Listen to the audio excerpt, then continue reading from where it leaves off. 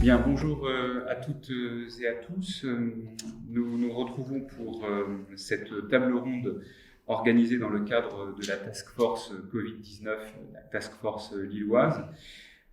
Table ronde qui a pour objet la question de l'accélération de la lutte contre la Covid. Accélérer la lutte contre la Covid, cela pose des questions économiques, juridiques, pharmaceutiques face à cet enjeu sanitaire à la fois global et durable maintenant, puisque depuis maintenant près de 2 ans, le monde entier est confronté à une situation de crise et que nous cherchons tous à résorber. Cette situation a créé de multiples bouleversements, des bouleversements sanitaires, sociaux, mais aussi économiques, face auxquels il est essentiel de réagir et de réagir de la manière la plus rapide possible. À cet égard, la vaccination semble être l'une des solutions, voire la solution, c'est quelque chose que l'on discutera aujourd'hui, pour sortir de cette crise. Et la question qui est donc posée, c'est de savoir comment la production de vaccins peut être accélérée pour sortir de cette crise et de savoir aussi si d'autres moyens doivent être mis en place pour accélérer cette sortie de crise. Alors, cette table ronde est résolument interdisciplinaire. Je vais demander aux collègues qui sont présents en présentiel, ce qui explique le port du masque, mais aussi à distance, et vous avez, vous, à distance, la chance de ne pas le porter, et bien de se présenter rapidement. Je commence par vous, Étienne. Bien, bonjour. Donc, je suis Étienne Biette de Villemeur. Je suis économiste dans cette université et j'ai eu la chance de collaborer avec deux autres collègues présents aujourd'hui aussi avec nous sur cette question de l'accélération de la vaccination et des questions des droits reliés à la production de vaccins, donc en vue de lutter au mieux contre la propagation et cette pandémie de Covid. Merci beaucoup. Éric. Je suis Éric Serlera, professeur de droit et économie pharmaceutique au sein de la faculté de pharmacie de l'Université de Lille. Alors, nous passons maintenant à ceux que nous voyons à travers d'un écran. Et donc, David, si vous voulez bien vous présenter. Oui, bonjour à tous. Donc, je suis David Lenné, je suis professeur de médecine interne et d'immunologie clinique. Et j'ai eu la chance et le privilège, entre guillemets, dans cette période extrêmement compliquée d'animer la task force recherche Covid-19, sur lequel on redira un petit mot. Et je voulais vraiment remercier les organisateurs de donner l'opportunité à plusieurs universitaires de différents champs disciplinaires de pouvoir confronter leur point de vue et leur expérience sur cette question absolument fondamentale de la vaccination, de l'accès à la vaccination et des inégalités vaccinales, on va dire, qui sont en train de se dessiner non seulement en France, au sein d'un même pays, mais bien plus encore entre les différents pays. Donc je pense que c'est un sujet passionnant et je vous remercie vraiment d'avoir organisé cette table ronde. Et enfin, Vianney, pardon, si... Merci, bonjour à tous. Donc, je suis Vianney Doquiet, je suis professeur d'économie à l'Université Clermont-Auvergne et chercheur au Centre d'études et de recherche sur le développement international. Voilà, donc je voulais vraiment remercier l'Université de Lille d'organiser cette table ronde pour échanger autour des travaux que nous avons pu mener avec Étienne Biette de Villemeur et Bruno Versavel, donc, qui j'espère pourra nous rejoindre rapidement. Tout à fait. Alors du coup, avant de commencer, d'entrer dans le vif du sujet, je vais poursuivre les remerciements et j'en profiterai également pour me présenter puisque le rôle d'animation de cette table ronde m'échoit. Je suis historien de l'innovation à la faculté des humanités de l'Université de Lille, donc Gabriel Galvez-Béard, et c'est cette condition d'historien qui va expliquer le fil que j'ai proposé aux différents intervenants, un fil assez chronologique, vous allez le voir, puisque nous aborderons 3 temps au cours de cette table ronde. Un premier temps sera concentré au monde d'avant, sur le monde d'avant, c'est-à-dire l'économie des médicaments, mais plus spécifiquement des vaccins avant la crise Covid-19, pour mieux comprendre finalement, dans un deuxième temps, quels ont été les bouleversements engendrés par la crise. Et enfin, nous ferons un focus dans une dernière partie sur le problème de la levée des brevets et du rôle de la propriété intellectuelle, soit comme frein ou comme accélérateur possible de cette sortie de crise. Donc ce que je vous propose, c'est de commencer un premier temps sur l'économie des vaccins avant la crise Covid et en évoquant certaines questions. Tout d'abord, les forces en présence. Finalement, est-ce qu'on pourrait dans un premier temps essayer de mesurer quels sont les grands acteurs de l'économie du vaccin? J'imagine que la recherche publique ou privée, les différents types d'entreprises entrent en jeu, et donc je vais me tourner vers Étienne et non pas vers Eric. Non. Mais moi-même, ma connaissance est également relativement limitée. Je pense que de nous tous et des économistes, c'est mon collègue Bruno Versailles qui connaît mieux cet aspect. Mais je pense que une chose importante qui est parfois méconnue, disons, c'est la spécificité des vaccins par rapport aux autres médicaments. Donc ça, je pense que c'est un premier point qu'il est important d'avoir en tête. Un vaccin, c'est compliqué. Et c'est compliqué à faire. Et c'est quelque chose qui est souvent vivant. Et donc, je simplifie, je grossis énormément les propos, et bon, je le fais aussi, disons, en pouvant être corrigé par nos spécialistes et les pharmaciens, mais le médicament, au moins traditionnel, c'est de la chimie, c'est une recette de cuisine. C'est assez facile à faire, et effectivement, le brevet, dans ce cas-là, c'est juste dévoiler la recette. Et plus ou moins, n'importe qui peut faire ça. Le vaccin, c'est une autre paire de manches, et ce sont des processus beaucoup plus complexes, et pour lesquels, justement, la notion de brevet va être aussi différente ensuite, et il faut bien comprendre, peut-être pour fixer les idées, que par exemple, pour qu'un vaccin soit approuvé et puisse être mis sur le marché, on va tester en fait le vaccin tel qu'il sort de l'installation industrielle.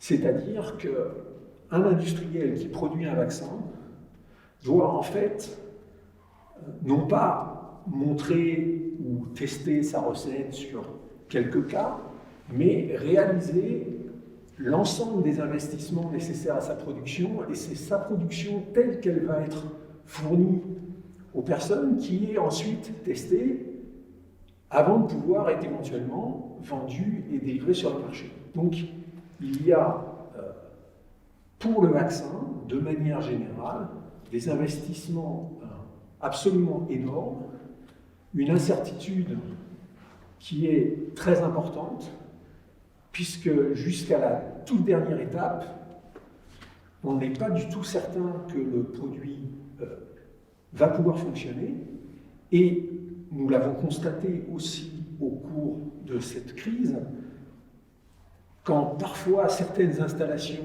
sont validées,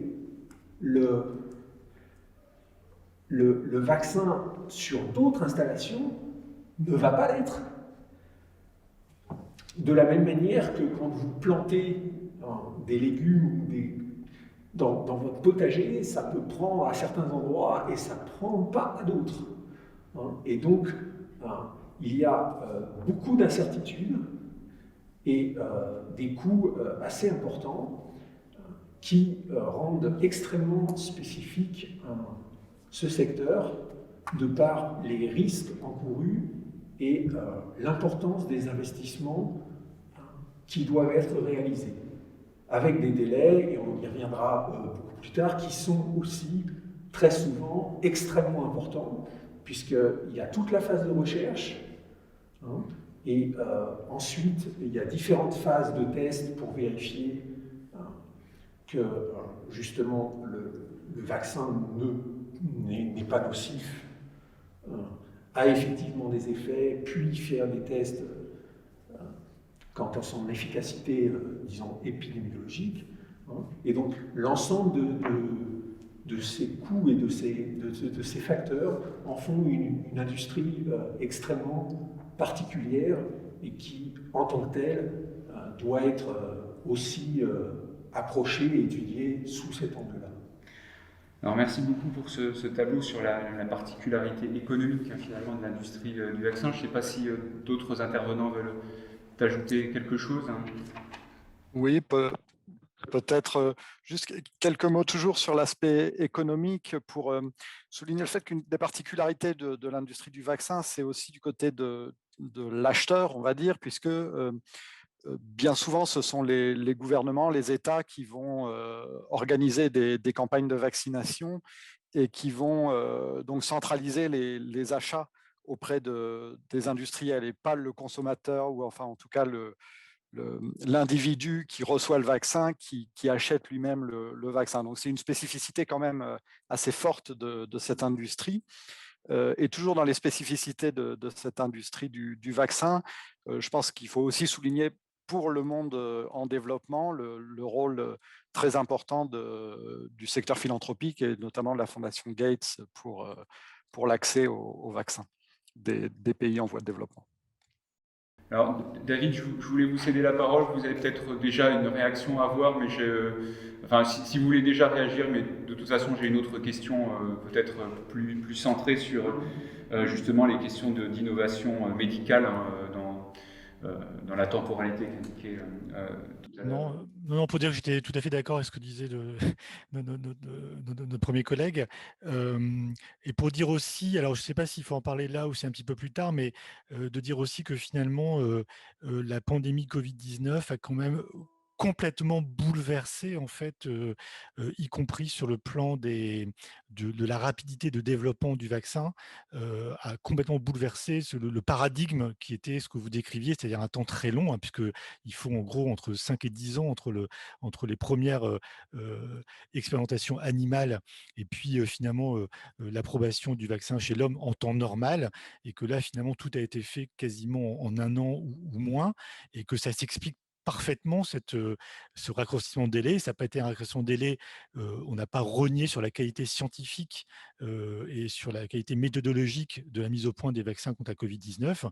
Par contre, ce qui a été absolument inédit par rapport à ce qui était fait avant sur les autres vaccins, ça a été, on va dire, deux choses essentielles. La première chose, c'est l'investissement financier qui a été fait, y compris public, pour soutenir la recherche vaccinale contre la Covid-19, qui a permis finalement, contrairement à ce qui était fait avant, où il fallait faire une première phase préclinique chez les animaux, puis convaincre des investisseurs de faire la phase 1. Si elle était positive, reconvaincre les investisseurs de faire la phase 2, puis la phase 3, et à chaque fois avec un risque que ça s'arrête en plein milieu, comme vous l'avez très bien dit, parce que ça ne marche pas, par exemple.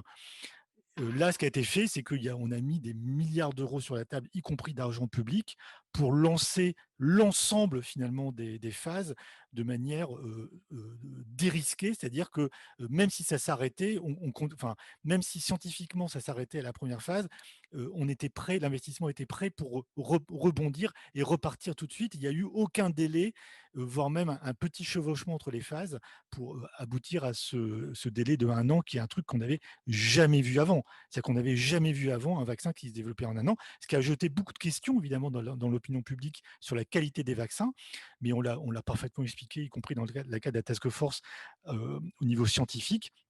C'est parce que l'investissement était tel que on pouvait lancer quasiment les phases en même temps, les faire se chevaucher, et c'était un gros risque que ça ne marche pas, mais on a eu beaucoup de chance puisque globalement, ça a marché pour la plupart des vaccins, pas sur tous, hein, il y a eu quelques échecs, et notamment, on a eu les vaccins Pfizer, BioNTech, AstraZeneca, qui ont eu la chance finalement d'avancer et d'avoir aucun problème financier, hein, pour avancer, ce qui était la grosse différence par rapport à avant.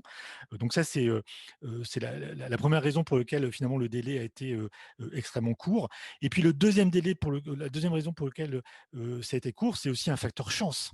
C'est-à-dire qu'il n'y a pas eu de problème majeur dans le développement du vaccin contre la Covid-19. Bon, hormis quelques exceptions malheureusement françaises avec Sanofi Pasteur, mais hormis ces exceptions-là, la plupart finalement ont réussi à dérouler leur programme sans anicroche ou presque, ce qui était presque inespéré quand même, hein. Et donc, finalement, ce caractère chanceux, inespéré, a malheureusement été un peu parfois vécu comme on a fait des vaccins au rabais, avec une moindre exigence de qualité scientifique, ce qui n'a absolument pas été le cas. Et je pense qu'il y a un gros travail de pédagogie pour expliquer cela.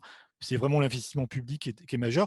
Et c'est important parce que quand vous allez discuter la levée des brevets, etc., il ne faudra jamais oublier que si les vaccins sont arrivés aussi vite, c'est parce que les États ont mis des milliards et des milliards d'euros pour soutenir la recherche contre le vaccin, hein. Donc il y a beaucoup d'argent public aussi, au-delà de l'argent industriel et du risque industriel. Il y a beaucoup d'argent public qui a été mis et qui explique ce délai et ce caractère un peu inespéré et inédit de la vaccination.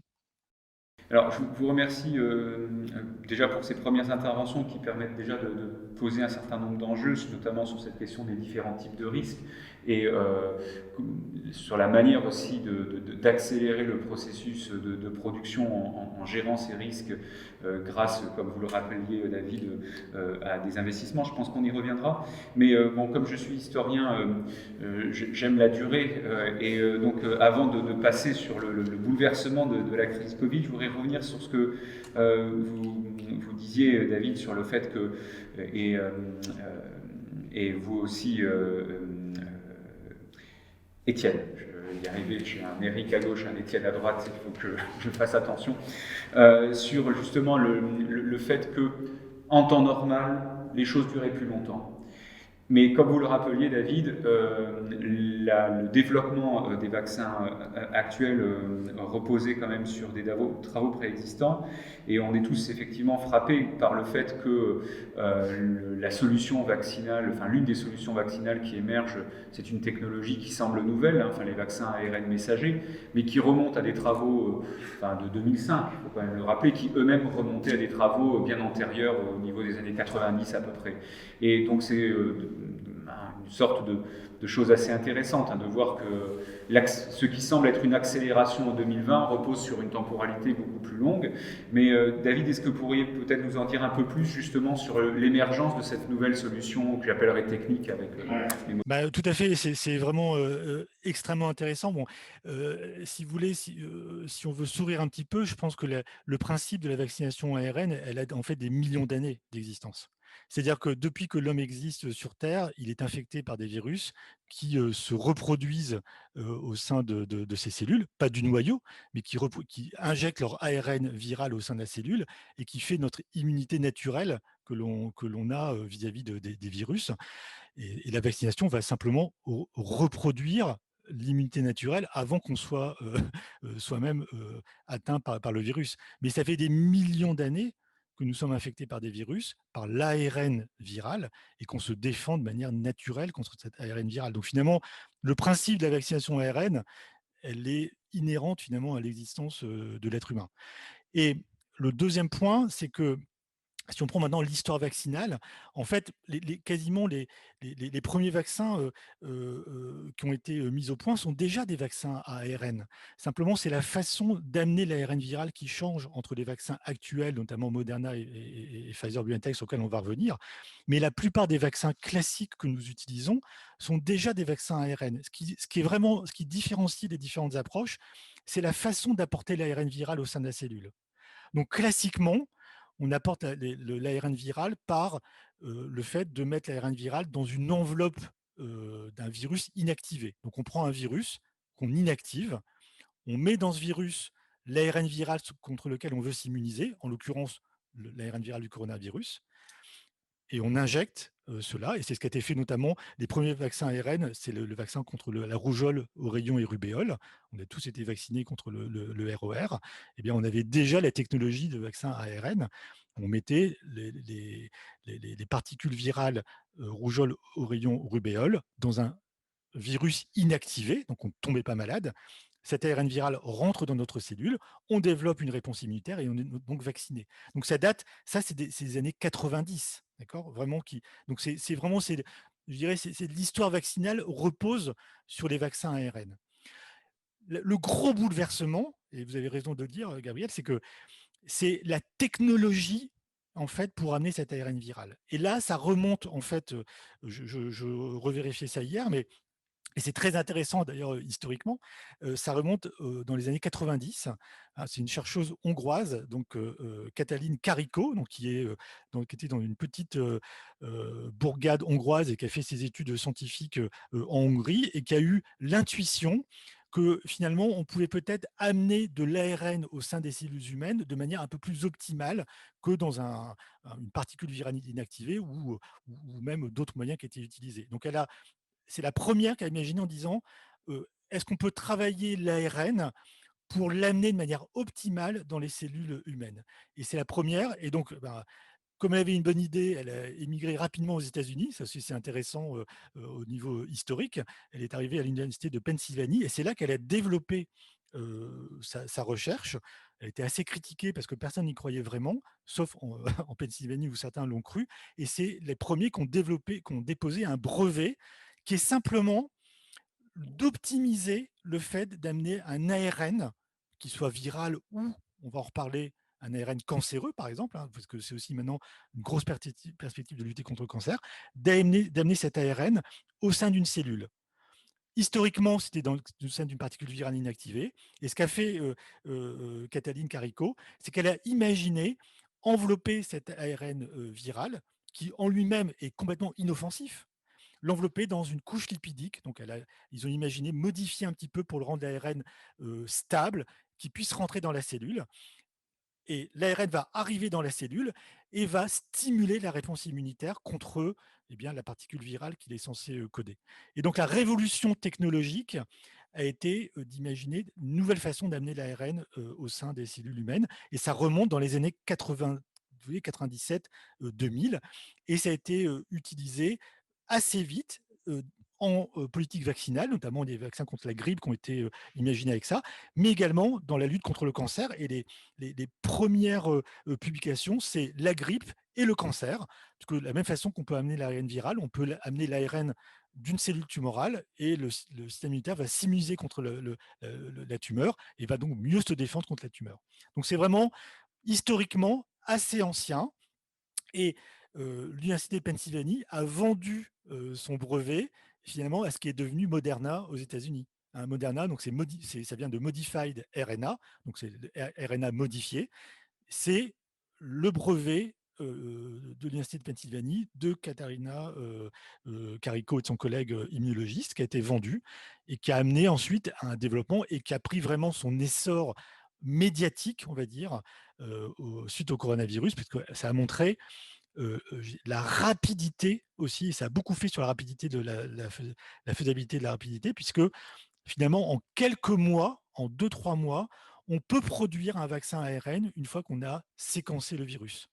Et donc, on fait une sorte de photocopie, en fait, et c'est extrêmement simple, et donc finalement aussi extrêmement rassurant pour la suite vis-à-vis des variants qui ne vont pas manquer d'arriver, c'est qu'on a une souplesse pour réaliser ces vaccins. Donc, c'est une histoire ancienne, qui part de Hongrie au départ, qui arrive aux États-Unis et qui est ensuite vendu à un brevet qui est vendu en fait à Moderna. Mais c'est pas récent, c'est ça en fait. Alors, vous nous fournissez une transition toute trouvée, hein, puisque vous insistez sur ce brevet de Katalin Karikó, mais aussi de Drew Weissman. Il ne faut pas oublier que le brevet de 2005 est un brevet porté par deux personnes et effectivement pris par l'Université de Pennsylvanie. Mais du coup, ça me renvoie à une question plus générale sur le rôle de la propriété intellectuelle dans l'économie, on va dire, traditionnelle du vaccin. Et là, pour le coup, je peux peut-être me retourner vers Eric, puis vers Vianney, peut-être pour finir notre tableau général avant qu'on évoque les bouleversements de la crise. Oui, et c'est amusant parce qu'il va y avoir un lien sur la rapidité à laquelle Moderna et Pfizer ont pu travailler. C'est que, voilà, pour résumer, hein, la plateforme de technologie pour les virus, enfin les vaccins ARN, ça utilise une technologie ARN messager, comme vous venez de le dire, et aussi la technologie nanoparticules lipidiques. Et donc, comme ça a été dit, hein, c'est 2005, l'Université de Pennsylvanie, les technologies ARN messager. Après, il y a eu des licences à une société comme Cellscript, qui a elle-même fait des sous-licences à Moderna et BioNTech. Et alors, la technologie des nanoparticules lipidiques, c'est 98, comme ça a été dit, hein, l'Université of British Columbia. Et alors après, donc, apparaît une société qui a Arbutus, dont je connais mal l'activité, mais j'ai pu remarquer qu'elle n'avait pas une activité en termes de litige, de brevets très important. Tout ce qu'elle a eu, c'est des attaques de Moderna sur ses brevets. Et donc, Arbutus a eu les licences sur les brevets et a donné des sous-licences à Moderna. Et c'est amusant d'observer qu'en fait, Moderna, dès 2017, dès 2017, avait lancé contre un certain nombre de sociétés aussi deux oppositions hein, devant l'Office européen des brevets. Donc c'est pour challenger un brevet délivré. On a 9 mois pour challenger un brevet délivré. Et donc dès 2017, ils ont fait ça avec succès, parce qu'un des brevets a été complètement révoqué et l'autre a vu son étendue de protection fortement diminuée. Et là où on rejoint Arbutus et donc cette technologie de nanoparticules lipidiques, c'est en 2018, il y a eu ce qu'on appelle IPR, donc c'est Inter Partes Review aux États-Unis, qui est l'équivalent des oppositions devant l'Office européen des brevets. Et alors là, à un moment, Moderna a eu peur, puisque certains brevets ont résisté, d'autres les litiges sont encore pendants, et on ne sait pas ce qui... Voilà. Mais force est de constater qu'évidemment, Moderna a pu trouver un accord amiable dont on n'a pas entendu parler dans les médias. Et donc, c'est pour montrer que Moderna travaillait déjà sur des vaccins sur base d'ARN bien avant 2019-2020, et c'est pour ça que, comme vous le disiez, hein, c'est ça la révolution, les vaccins ARN, c'est qu'on va pouvoir les adapter relativement rapidement, très rapidement par rapport à d'autres, en fonction de la cible qui est... Et donc ils travaillaient déjà là-dessus, et on voit donc des activités de propriété industrielle bien en amont, 2 ans, 3 ans avant que la crise commence. Vianney, vous voulez ajouter quelque chose Je sais, peut-être sur un sujet un tout petit peu connexe, mais peut-être sur le rôle économique des brevets, donc ici pour les vaccins. Donc il y a... Bien sûr, il y a le côté encouragement de l'investissement dans l'innovation qui intervient à travers le fait que par un brevet, le détenteur va pouvoir disposer d'un pouvoir de monopole et donc d'exclusion de concurrents potentiels sur le produit. Donc, ce qui lui permet de dégager un profit et de rentabiliser son investissement. Et d'autre part, le brevet, c'est aussi ce qui va permettre de rendre publique l'information, en fait, et la technologie, et d'éviter que ça reste secret, que ce soit considéré comme un secret de fabrication par l'industriel, mais que justement que la recette, que la formule soit rendue publique. Donc ça, c'est 2 aspects vraiment importants, je crois, du système de brevets. Et l'autre dimension, mais sur laquelle on reviendra sans doute dans la suite, c'est vraiment l'insertion de toute cette industrie dans les chaînes de valeur internationales. Et il y a vraiment un aspect, on va dire, commerce international qui est apparu très important tout au long du processus évidemment de mise sur le marché des différents vaccins et de sortie de la crise Covid. Mais on reviendra dessus plus tard, je pense. Sans problème, mais du coup, avant de passer au deuxième temps, je voudrais quand même revenir sur ce que vous venez juste de dire et peut-être avoir un point de discussion, de clarification, parce que on va reparler bien entendu des différents débats sur le rôle des brevets, et parfois certains demandent leur levée, et l'argument de la publicité de l'information est un argument qui est fortement discuté, puisque quand on rentre dans le détail des procédures de délivrance des brevets, il se trouve bien que l'information n'est pas disponible immédiatement, et donc dans quelle mesure ça peut ne pas être aussi un facteur, pour le coup, de retard des avancées technologiques ou de l'avancée tout simplement des connaissances. Je ne sais pas si Eric...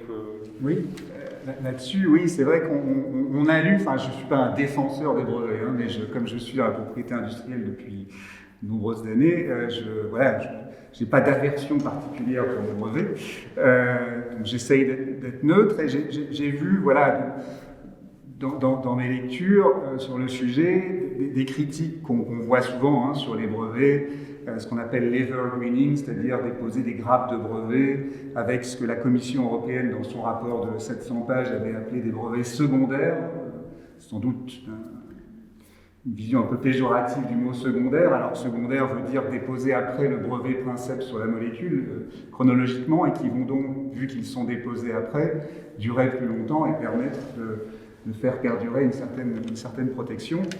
Voilà, ça, à moins de revenir complètement sur le sujet et d'arrêter le système des brevets comme il est et de le réinventer pour la pharmacie, parce qu'il n'y a pas que dans le domaine des vaccins que ça peut poser problème, mais aussi dans les thérapies. On l'a vu il y a quelques années en Afrique avec les traitements, les trithérapies contre le VIH. Là non plus, des solutions n'avaient pas été très rapidement obtenues. Mais alors c'est vrai que j'ai vu, et pour rebondir sur votre question plus précisément, des critiques auxquelles je n'avais pas vraiment fait attention étant plongé dans le monde des brevets, sur ce qu'on appelle la suffisance de description. Donc de façon rapide, un brevet pour être délivré doit répondre à un certain nombre de critères, dont les plus connus sont la nouveauté et l'activité inventive, ce qu'on appelle la non-évidence aux États-Unis. Et il y a également la suffisance de description qui veut que donc, pour l'homme du métier, pas n'importe qui, l'homme moyen dans le domaine considéré, l'invention soit suffisamment décrite pour qu'elle puisse être comprise et reproduite donc, par cet homme du métier. Et c'est vrai que ce critère-là, voilà, il est intéressant pour permettre justement de faire en sorte que les brevets jouent leur rôle positif, qui est, à contrario du fait que quand on garde secret une invention, on ne la partage pas. Là, 18 mois après, toute demande de brevet est publiée, et grâce à ce critère de suffisance de description, il y a quand même vraiment un effort fait nécessaire pour avoir le brevet, sinon on n'a pas de brevet délivré. Il y a beaucoup, j'ai pas vérifié, mais je sais historiquement, ayant fait des statistiques là-dessus, que la suffisance de description, à peu près partout dans le monde, est un des vrais obstacles avec l'activité inventive contre le fait qu'on arrive à obtenir un brevet. Il faut rappeler déjà qu'un brevet, c'est par exemple délivré uniquement dans 51% des cas, refusé dans 51% des cas devant l'Office européen des brevets. Donc il faut chasser l'idée générale qu'obtenir un brevet, c'est une partie de plaisir et ça dure en moyenne 5-6 ans et c'est très compliqué d'obtenir un brevet. Et ensuite, ils peuvent être, par de nombreuses procédures, attaqués par d'autres, comme l'a fait Moderna pour s'ouvrir la voie et pour le lancement de leur vaccin. Et donc voilà, l'une des grandes critiques que je trouvais intéressante, c'est qu'en effet, ce critère de suffisance de description qui est analysé par un examinateur de l'office, ce sont des gens très compétents qui sont dans le domaine, qui sont des techniciens du domaine, mais qui, je pense, on ne peut pas leur demander de faire en sorte d'avoir cette vision qui fait que ça puisse permettre à à d'autres laboratoires pharmaceutiques, si on revient sur notre sujet, de développer et de produire rapidement des vaccins ARN d'une complexité, comme on l'a dit, très avancée. Et donc, voilà, je ne crois pas que ça soit le bon outil, en tout cas, de changer la nature de ce critère-là pour le rendre une façon de faire en sorte de lever totalement la divulgation sur une invention, parce qu'il restera toujours, hein, et on en reparlera, mais les brevets ne sont pas le seul problème, puisque les gens qui parlent de levée de brevets et qui souhaitent la levée des brevets, ils le voient d'un point de vue très large, pas seulement les brevets qui seraient donc annihilés, dont leur efficacité, leur action serait annihilée, mais en plus, ils veulent la divulgation du savoir-faire, du secret industriel, voilà, tout ce qui permettrait à un laboratoire tiers de fabriquer ces vaccins. Tout à fait. Alors, si je synthétise avant de passer au deuxième temps de notre débat, c'est que donc on a vu en creux différents types d'acteurs. On évoquait tout à l'heure les startups, de plus grandes entreprises, les pouvoirs publics, la recherche publique et privée. Vous avez aussi évoqué à un moment donné certaines fondations philanthropiques globales, hein, comme la fondation Bill Gates. On a insisté sur finalement la différente temporalité de la recherche, hein, sur le fait que certes il y a aujourd'hui une accélération, mais qui repose sur des recherches de plus de 20 ans, voire 30 ans, et on a évoqué aussi ce rôle assez cardinal de la propriété intellectuelle qui permet finalement de garantir des investissements, mais aussi de permettre des échanges entre tous ces différents acteurs. Et ça, c'est le monde d'avant. Intervient donc à l'hiver, on va dire 2020, la crise Covid. Et là, j'aimerais me tourner à nouveau vers David pour essayer de comprendre, et peut-être d'un point de vue vraiment médical, en quoi, et ça peut paraître un peu naïf de le dire, parce qu'on voit bien, on sait bien, on a l'expérience du caractère inédit de cette crise, mais peut-être que vous pourriez l'exprimer avec un peu plus d'objectivité, de recul, en quoi, d'un point de vue sanitaire, cette crise Covid est-elle inédite et constitue-t-elle un bouleversement majeur, et quels sont les principaux enjeux sur le plan sanitaire auxquels nous avons dû faire face et auxquels nous continuons à faire face?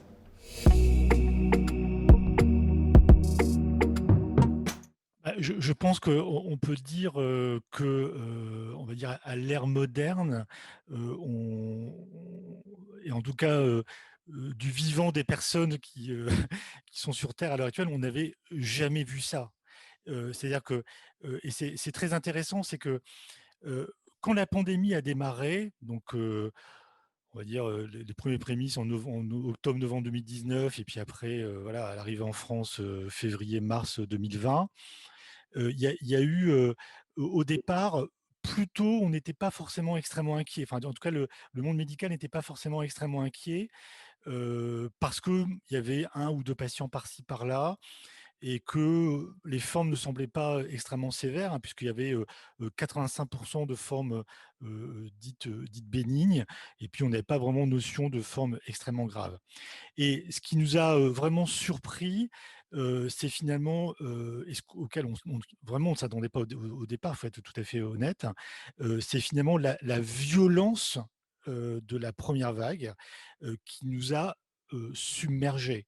Et donc, dans le sens où, certes, il y avait 85% de formes bénignes, mais il y avait 15% de formes pas bénignes, et avec un virus extrêmement contagieux, plus contagieux que ce dont on avait l'habitude, notamment avec la grippe, et beaucoup plus de formes sévères.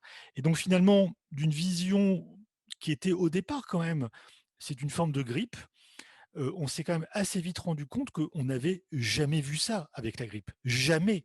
C'est qu'on n'avait à aucun moment 80% d'un service de réanimation occupé par des patients ayant une même pathologie, en l'occurrence la Covid-19.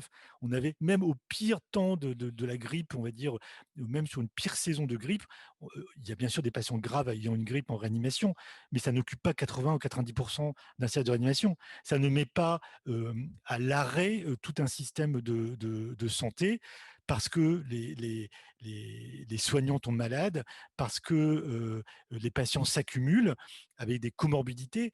On a découvert que ça touchait, que les formes graves touchaient essentiellement des patients ayant des comorbidités, notamment des personnes âgées ou des patients ayant un surpoids ou des patients diabétiques, ce qu'on ne savait pas du tout au départ. On l'a appris, on a beaucoup appris en marchant quand même avec cette épidémie. Et on s'est trouvé submergé. Et donc, dans le sens où tout s'est arrêté et les services se sont remplis de patients Covid. Nous n'avions jamais connu ça. Alors, je pense que peut-être qu'à l'époque de la grippe espagnole, ça vous connaissez ça mieux que moi, il y a eu des millions de morts, mais on n'était pas vivants à cette époque-là. Donc, il y a l'histoire. Mais nous, en tant que médecins là, de l'ère moderne, ça a été une découverte totale et un choc complet, un tsunami qui est qu'on s'est retrouvé avec des patients extrêmement graves. On s'est retrouvé dans des situations où même les services de réanimation se trouvaient à court de médicaments d'urgence pour intuber les patients. On se retrouvait à court de respirateurs. On n'avait jamais connu ça. On s'est retrouvé à court de systèmes d'assistance circulatoire externe, donc d'ECMO, qui sont utilisés normalement exceptionnellement pour les patients les plus sévères. On s'est retrouvé à court d'appareils dans des grands centres universitaires. On n'avait jamais vu ça. Voilà. Donc c'était clairement un choc. Et oui, c'était complètement inédit. Et on s'est rendu compte que ce virus arrivait sur une population complètement vierge d'immunité et que c'était ce qu'on a pris au départ comme étant un renard arrivant dans le poulailler. On s'est rendu compte que c'était un troupeau de lions arrivant dans un troupeau de biches, quoi. C'est-à-dire que ça tombait comme des mouches et ça nous a complètement submergés et on n'était pas, pour la première vague, on n'était pas prêt à ça. On s'est retrouvé en manque de masques, on s'est retrouvé en manque de blouses, on s'est retrouvé en manque de plein de choses.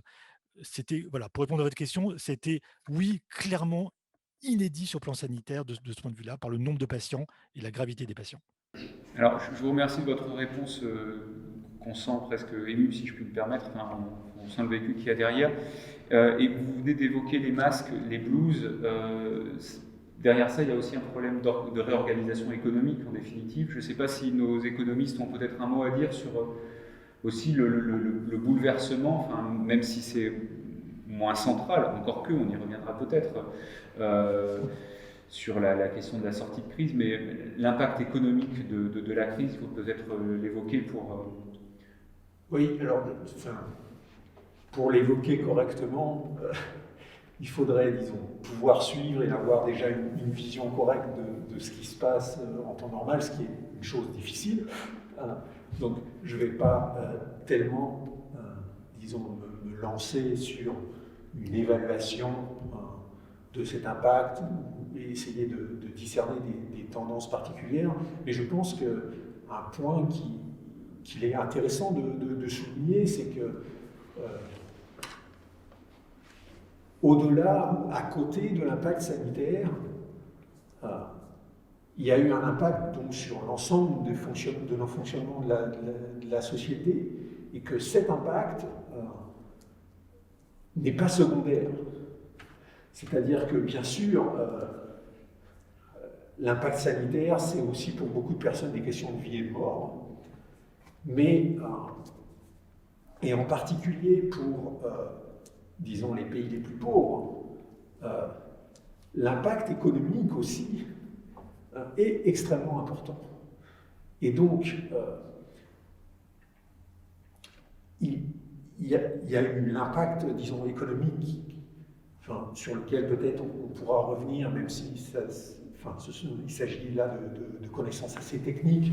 On pourrait faire l'impact sur la production des vaccins, sur la production des masques, etc. Là, il faut avoir des données, enfin, c'est difficile à analyser, mais ce que j'aurais à cœur de souligner, c'est l'autre impact économique, l'impact sur les populations.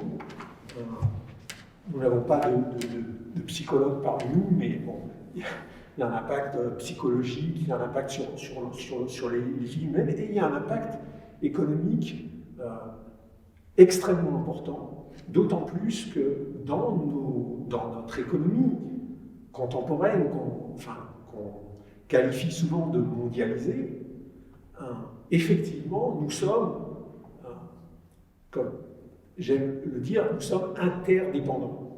C'est-à-dire que aujourd'hui, en France, et comme dans beaucoup de pays, les biens que nous consommons, les services que nous utilisons, sont à plus de 50% produits par l'extérieur, par l'étranger. Donc nous dépendons de l'autre. Et une des conséquences de la Covid et de l'épidémie a été de réduire ces flux commerciaux et donc de mettre en péril ces autres biens et ces autres parties de notre fonctionnement qui n'ont aucun rapport a priori avec l'aspect sanitaire, mais qui peuvent être extrêmement importants.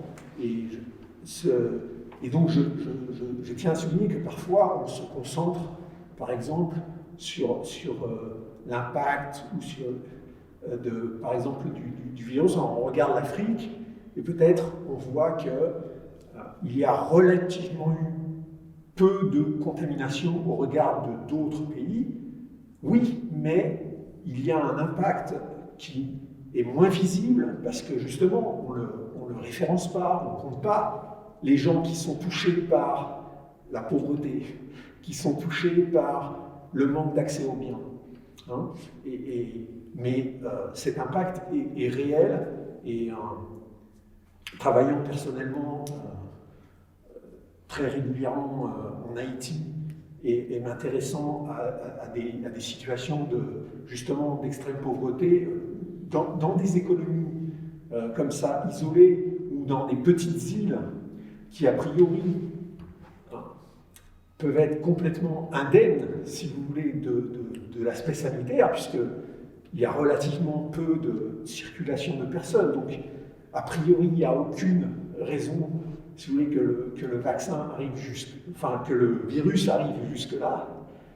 Mais en réalité, par exemple, souvent, ces petites îles, ces petits États vont dépendre pour leur économie à 90% du tourisme.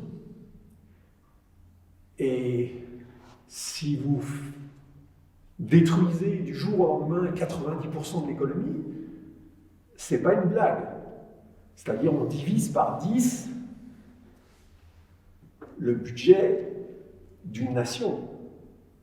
Donc, la Covid, l'épidémie et l'aspect économique, c'est aussi ça. Alors, c'est vraiment Vianney, si vous voulez prendre la parole, je vous la donne tout de suite après, mais c'est vraiment, me semble-t-il, un élément important de ne pas s'en tenir qu'à la question finalement sanitaire. Et quand je vous posais la question, c'était pas pour la limiter seulement au problème de la production des masses, c'est-à-dire que les conséquences économiques de la crise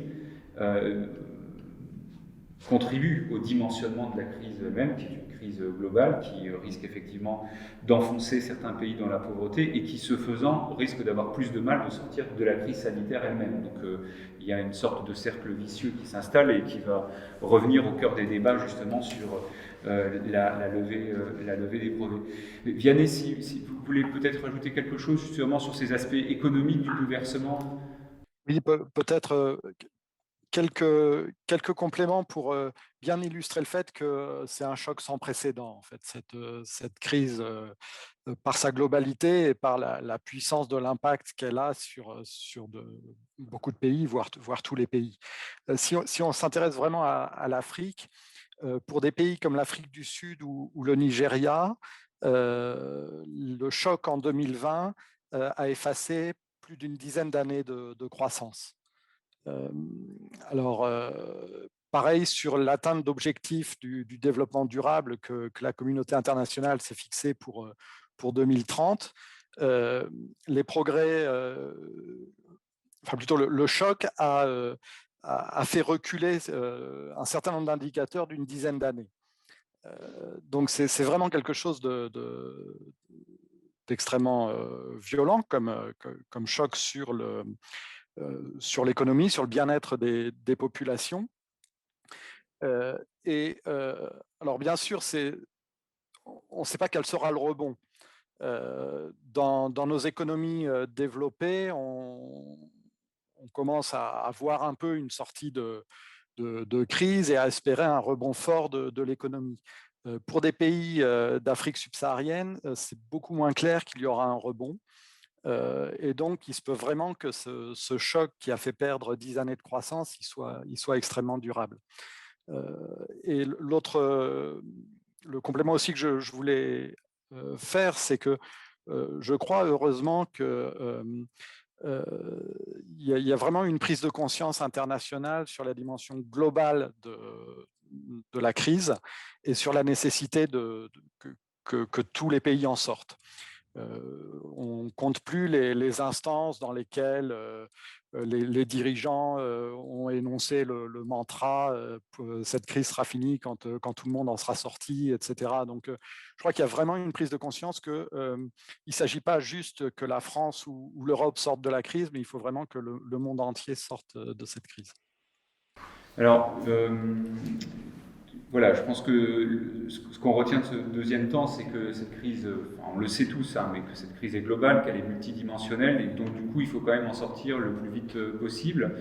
Et l'une des pistes pour en sortir de manière rapide, celle qui est proposée et qui est par les pouvoirs publics, c'est la vaccination. Je voudrais à nouveau me tourner vers David pour... on parle de crise multidimensionnelle. En quoi est-ce que la vaccination est l'une des solutions privilégiées? Enfin, la question est vraiment ouverte. Hein, voilà, j'aimerais avoir votre avis là-dessus. Merci beaucoup. Je vais tenter de vous répondre. Je voulais juste, si vous me permettez, faire une toute petite remarque sur le temps numéro 2, parce qu'il y a un point que je n'ai pas abordé, mais qui sont importants. Effectivement, la crise sanitaire en elle-même, c'est vraiment la partie très émergée de l'iceberg. Si on regarde dans le monde, il y a 4 millions de morts, donc c'est énorme, c'est beaucoup, c'est bien sûr trop. Mais l'impact va bien au-delà de ça. Et je voudrais juste souligner 2 autres impacts sanitaires qui sont, et c'est valable pour tous les pays, l'impact sur les patients n'ayant pas le Covid. Et il y a eu énormément de retard diagnostic sur des cancers, énormément de retard diagnostic sur beaucoup de maladies qui ont été sous-diagnostiquées durant cette période-là, beaucoup de retard aux opérations chirurgicales et à la prise en charge globale des patients. Et on a vu arriver des tableaux de patients qu'on n'avait jamais vus avant. Pour revenir aussi sur le caractère inédit, on a vu revenir des patients avec des formes gravissimes d'infarctus du myocarde qu'on ne voyait plus parce que les gens ils allaient à l'hôpital et là ils n'y allaient plus. On a vu arriver des patients avec des cancers avancés dépassés parce qu'il y avait un retard de prise en charge. Et donc il y a eu aussi cet impact-là. Et le deuxième impact complètement inédit qu'on sous-estime probablement encore maintenant, mais qui est une petite bombe à retardement, ce sont les séquelles de la Covid-19. Vous avez parlé des séquelles psychiatriques. Les services de pédopsychiatrie sont débordés, ce qu'on n'avait non plus jamais vu avant ça. Et tout ce qu'on appelle le Covid long, les séquelles, fatigue, odorat, troubles pulmonaires, essoufflement, troubles cardiaques persistants. Si vous prenez quelque chose qui touche des millions de personnes, si vous avez quelque chose qui finalement n'atteint que 1% des personnes, on dit ça va, mais 1% de 10 millions, ça fait 100 000. Quoi. Et donc, vous vous retrouvez avec 100 000 personnes qui ont des séquelles graves, même si ça touche que 1% des personnes. Et donc, on se retrouve avec, au niveau mondial, une petite bombe à retardement qui est toutes ces personnes qui vont avoir des séquelles, parfois à des âges jeunes, et qui va impacter de manière certaine leur entrée dans le marché du travail, dans leurs études, etc., etc., etc. Et donc, les 4 millions de morts du Covid-19, clairement, je ne parle même pas des conséquences économiques, ça c'est votre domaine, mais y compris sur le plan sanitaire, ne sont qu'une partie émergée du tsunami qui nous a submergés. Et ça n'est pas fini. Et on va découvrir des conséquences encore à moyen long terme, probablement graves, de la Covid-19 sur le plan, y compris même sanitaire. Voilà. Je voulais juste apporter ce petit point-là. Juste pour compléter peut-être, et je crois que ça permettra aussi de faire la transition vers la vaccination, mais parmi les bombes à retardement, il y a les retards pris dans l'éducation des enfants. Et ça encore, c'est quelque chose qui va toucher de manière différenciée les pays selon leur niveau de développement.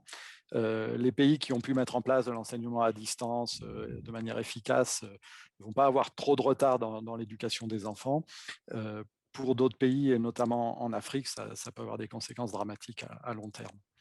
Notre cinquième intervenant, Bruno Versvel, est arrivé, donc moi je vais me déplacer sur le pupitre. Bonjour, bienvenue. Peut-être pour vous répondre sur la vaccination, je pense qu'il faut avoir un message extrêmement clair. On ne s'en sortira, on ne se sortira de cette crise que si la population mondiale est vaccinée. Pourquoi? Ça ne peut pas être une réponse pays par pays. C'est impossible. Parce que si vous avez, ce qui est le cas à l'heure actuelle, les pays développés qui sont vaccinés, qui vont tendre à 70-80% de vaccination, on n'y est pas encore, et des pays en voie de développement, par exemple, pour des raisons diverses, qui sont à moins de 5% de vaccination, nous ne sortirons jamais de cette crise collectivement au niveau mondial. Donc on ne peut pas raisonner, ça c'est très clair, à l'échelle, bien sûr individuelle, mais même pas à l'échelle d'un pays. Pourquoi? Parce que pour arrêter la pandémie, il faut arrêter les chaînes de contamination. C'est-à-dire que quand vous avez un patient qui est contaminé par le coronavirus, eh bien, il va contaminer d'autres patients. Ce qu'on appelle le facteur de réplication, le fameux facteur R que vous avez peut-être, dont on parle beaucoup dans les médias. Lorsque ce facteur R est à plus de 1, ça veut dire que le patient va contaminer plus d'une personne. Donc, quand le facteur R est à 3, ça veut dire que quand vous avez le coronavirus, vous allez en contaminer 3. D'accord? Quand le facteur R est à moins de 1, ça veut dire que l'épidémie est en train de s'arrêter. D'accord? Et vous avez vu que là, en France, on commence à repasser autour d'un facteur R à plus de 1. Ça veut dire que l'épidémie est en train de repartir. Pourquoi elle repart? Parce que les variants arrivent. Pourquoi est-ce que les variants arrivent? Parce qu'ils se développent dans des zones non vaccinées, dans lesquelles le virus va pouvoir se propager de manière très importante et donc muter à l'occasion du grand nombre de patients infectés. Et donc, pour arrêter la pandémie, il faut ramener ce facteur de réplication en dessous de 1. Il faut casser les chaînes de transmission. Il y a 3 façons de le faire. Lorsque le virus circule très peu, c'est le fameux tester, isoler, tracer. Quand vous avez quelques cas par-ci par-là, vous repérez en testant les patients ceux qui sont contaminants, vous les isolez et vous tracez les cas contacts que vous allez eux-mêmes isoler pour essayer de casser, mettre un mur autour de ce petit cluster et casser la chaîne de contamination. Et donc ça marche bien. C'est ce qu'ont fait les pays asiatiques très tôt. Et ça a bien marché en Thaïlande notamment, par exemple, où ils ont testé massivement, ils ont tracé et isolé pour casser ces chaînes de contamination. Et ça marche vraiment bien, notamment, il faut toujours le faire, mais ça marche d'autant mieux que le virus circule peu. Lorsqu'on est en période de flambée épidémique, ça ne suffit pas parce que le virus galope. Et le seul moyen de casser les chaînes de contamination, c'est soit de confiner toute la population, donc vous ne sortez pas de chez vous, donc là, comme ça, vous n'allez pas contaminer votre voisin. On a vu que c'est quand même difficile sur le plan, pour plein de raisons. Soit vous faites en sorte que le virus va rencontrer des personnes qui sont déjà défendues, donc qui sont vaccinées.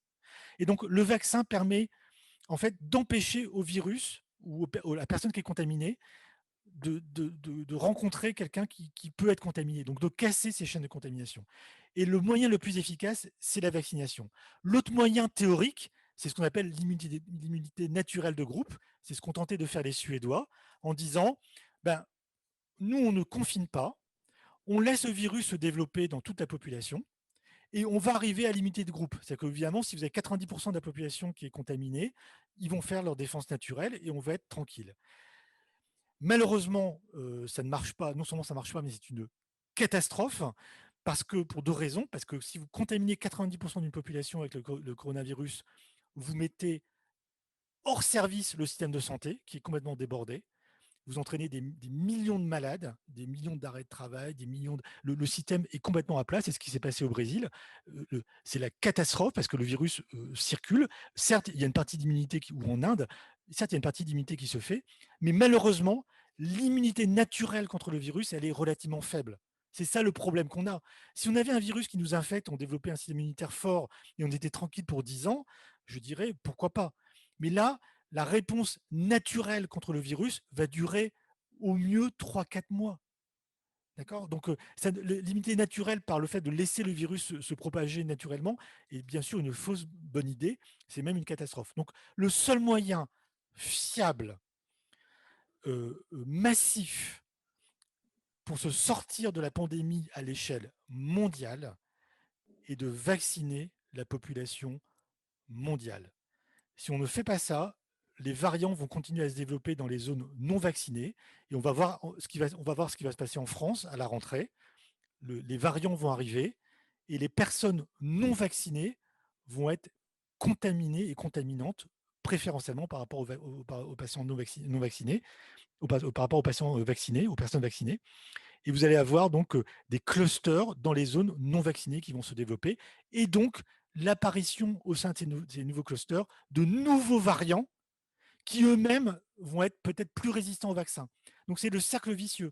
Si vous ne vaccinez pas massivement tout le monde en même temps, vous allez avoir des zones de résistance qui vont se développer et des variants de plus en plus contagieux, comme le variant Delta qui est en train d'arriver en France, et les autres vont arriver, et un risque que votre vaccin soit moins efficace. Donc c'est une course contre la montre, et c'est une course mondiale contre la montre. Voilà. Alors, c'est un point, enfin, je pense que on avait bien vu que la crise est globale et que vous êtes en train de nous dire que la réponse doit être globale. Bon, vous avez évoqué la question des vaccins, on y est, et le fait que, on sait bien que dans les pays développés, le développement de la vaccination a pu commencer de manière, on va dire, contrastée. Mais là, les choses sont quand même assez lancées, même si on voit bien aussi qu'on atteint un palier au niveau de la vaccination dans la population de ces pays. Et par ailleurs, si on desserre un peu la focale, on voit bien aussi que dans le reste du monde, certains pays ne parviennent même pas à aller au-delà d'un certain plancher. J'entendais ce matin que seuls 4% de la population tunisienne, par exemple, est vaccinée en primo-injection, ce qui montre bien que là, il y a un problème de développement de la stratégie vaccinale. Alors, ce qui peut s'analyser de deux manières, déjà un problème peut-être de capacité productive, donc y a-t-il un problème de capacité de production à l'échelle mondiale, comme vous l'avez dit, du vaccin, et puis au-delà de la production, un problème aussi comment dirais-je, de diffusion des doses. Et le deuxième problème qu'on traitera peut-être, c'est aussi un problème d'acceptabilité de la population. Alors du coup, puisque notre collègue Bruno Versavel nous a rejoint, peut-être que sur cette question justement de la production, des chaînes de production, je ne sais pas si vous avez quelque chose, un éclairage à nous apporter. Peut-être un point, c'est qu'il s'agit de produire un volume de doses qui est bien supérieur à ce qui est produit jusque-là pour les autres vaccins. C'est-à-dire qu'en général, les vaccins que l'on reçoit nous tous, parce qu'ils sont obligatoires, on les reçoit à un moment de notre vie qui est bien particulier, ou bien à la naissance, ou bien des rappels pendant l'enfance jusqu'à l'âge adulte. Mais il ne s'agit jamais de vacciner la population mondiale, ou une grande partie d'entre elles, avec un seul vaccin au même moment. Or, aujourd'hui, c'est ça qui se passe. Donc évidemment que les capacités de production qui sont demandées pour la production de ce vaccin, en tout cas les vaccins contre cette maladie-là, ces capacités sont extrêmement importantes. Bien plus importantes que ce qui est sollicité chaque année pour des vaccinations de routine. Donc on est dans une situation qui est très très particulière en termes de capacité de production nécessaire. D'autant plus qu'il s'agit, dans le cas des vaccins approuvés, de vaccins qui sont très récents, donc pour lesquels il a fallu, au moins en partie, fabriquer des chaînes de production qui n'existaient pas jusque-là. Il ne s'agit pas simplement d'augmenter des chaînes de production existantes, il s'agit d'en créer de nouvelles. Et donc l'enjeu est extrêmement important et sur une durée extrêmement courte. Mais est-ce que certains pays, je crois comme l'Afrique du Sud ou le Brésil, qui disposent quand même d'une expertise en termes de production alors, de médicaments et peut-être de vaccins, c'est peut-être vous qui nous le direz un peu mieux, parviennent-ils à produire au niveau qui serait souhaitable pour procéder à la vaccination de leur population? C'est-à-dire que, est-ce que ces goulots d'étranglement concernent tous les pays qui seraient en mesure de produire des vaccins pour répondre à la situation? C'est-à-dire que, oui, il y a des producteurs de vaccins très importants en volume, dans des pays à revenus intermédiaires, en particulier en Inde, en particulier en Chine, en Afrique du Sud. Cela dit, les vaccins qui sont produits par ces industriels sont des vaccins relativement anciens, c'est-à-dire qui ont été développés dans la R&D et le fait d'entreprises qui ne sont pas dans ces territoires-là, donc qui ont, avec le temps, acquis les capacités en termes de savoir-faire et aussi des capacités de production au sens physique, qui sont nécessaires à la vaccination des populations pour des vaccins relatifs à des maladies qui sont très connues, donc il s'agit de vaccination de routine. C'est une autre histoire que de produire très rapidement un vaccin qui n'a pas été encore, qui n'a pas eu l'occasion d'être, disons, formaté dans des procédures et des savoir-faire qui sont partagés en quelques semaines.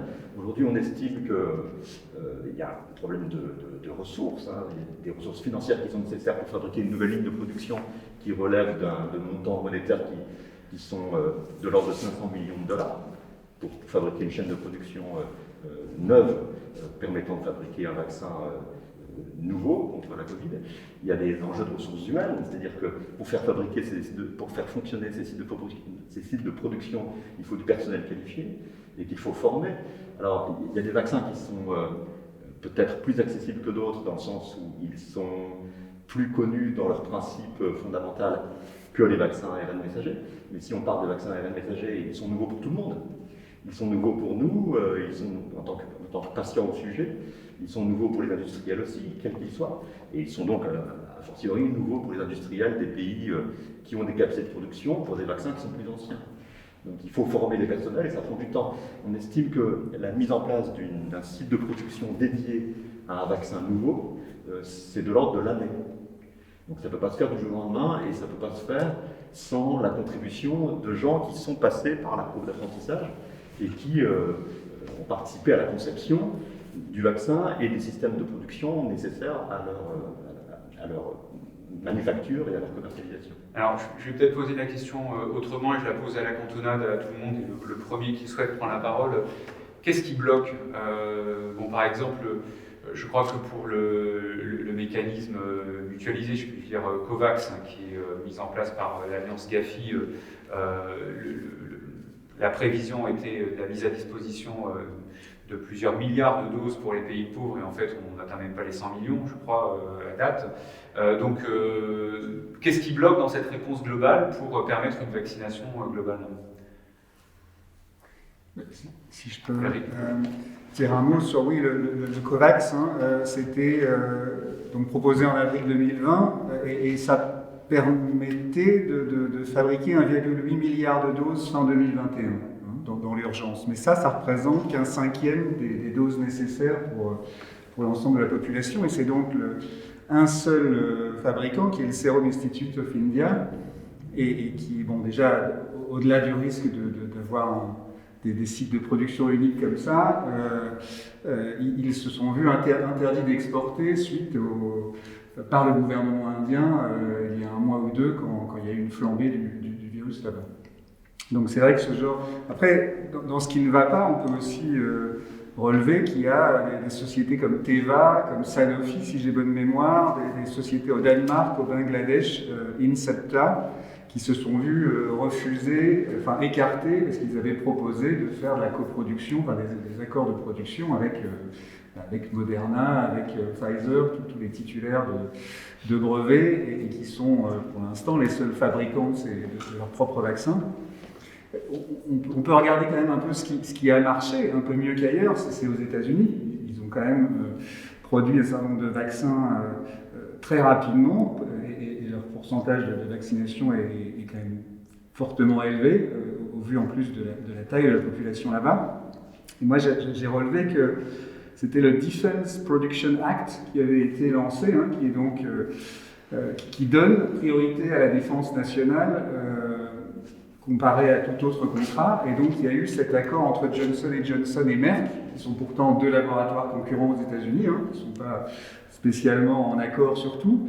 Et donc là, on met la priorité, et donc Merck, pendant quelques mois, avait dû apprendre un certain nombre de choses, comme vous le disiez, hein, sur les nouvelles technologies, qui sont nouvelles pour tout le monde. Et entre-temps, ils allaient faire du support logistique pour Johnson & Johnson, et une fois qu'ils seraient prêts, continuer en parallèle donc et quelqu'un donc disait qu'a priori voilà ce DPA, hein, Defense Production Act, ça va permettre de réduire de 2 à 3 ans le temps nécessaire pour qu'on augmente comme ça les sites de production et arriver à une capacité suffisante, de le descendre à 6-7 mois. Et voilà, ça me paraît déjà être un des éléments, enfin une des situations où quelque chose de positif est arrivé, et j'ai quand même l'impression que ces partenariats autour de la production est le seul moyen d'arriver à ce qu'on veut, c'est-à-dire fabriquer des vaccins pour toute la population mondiale, comme vous le disiez, à l'instant T, quoi, presque. Oui, je pense que les difficultés qui sont rencontrées par COVAX, elles sont en partie structurelles et en partie conjoncturelles. C'est-à-dire que structurellement, c'est ce qu'on a dit, les capacités de production sont limitées au regard des besoins globaux.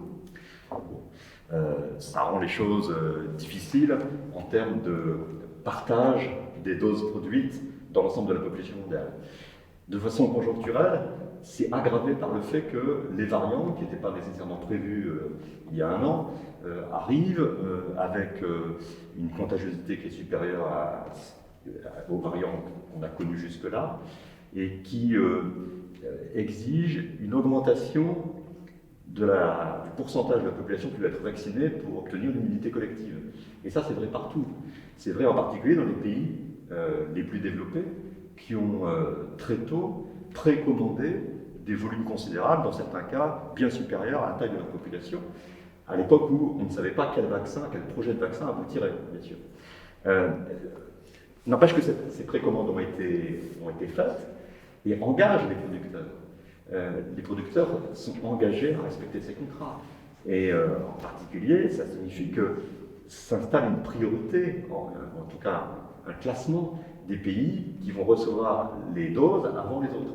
Ceux qui ont très tôt précommandé des volumes considérables, peut-être que si l'arrivée des variants, comme le Delta en Inde en particulier, n'avait pas eu lieu, aurait pu plus rapidement se contenter d'un certain volume et donc accélérer le don, le partage de doses précommandées à l'avantage des pays aux revenus les moins élevés.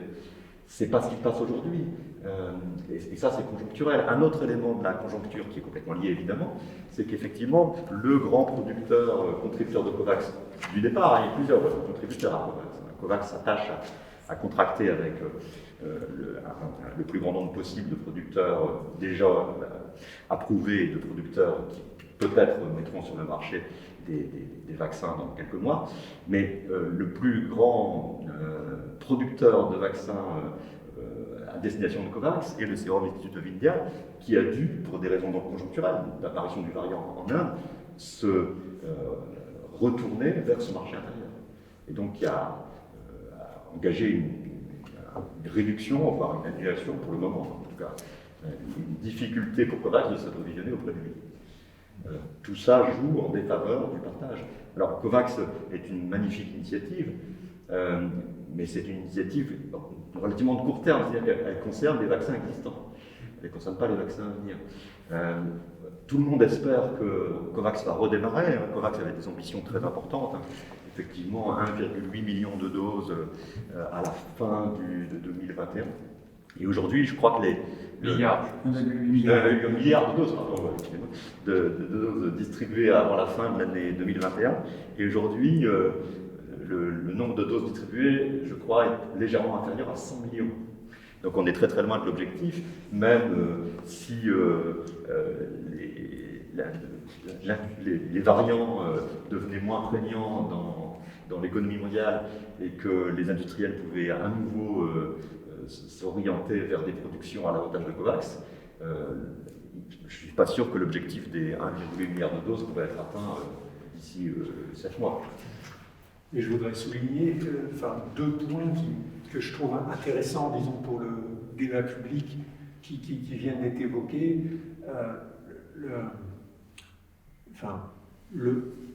l'importance ou le rôle de ce qui s'est passé en Inde, qui, pour moi, quelque part, rappelle aussi la responsabilité finalement des populations, aussi dans la lutte contre l'épidémie, parce que ce faisant, non seulement la population indienne, enfin je veux dire, non seulement se trouve touchée par l'épidémie, mais met en péril l'ensemble de notre planète dans cette lutte contre l'épidémie. Donc, indirectement, je voudrais souligner combien ça renvoie à la responsabilité des populations par rapport à la vaccination. C'est une responsabilité collective. Un autre point que je voudrais souligner, c'est également, qui a été évoqué, c'est la responsabilité des gouvernements et des politiques publiques et le manque et l'absence de coordination qu'il y a eu de ce point de vue-là. C'est-à-dire que ces précommandes ont un impact considérable sur ce qui se passe aujourd'hui. Donc,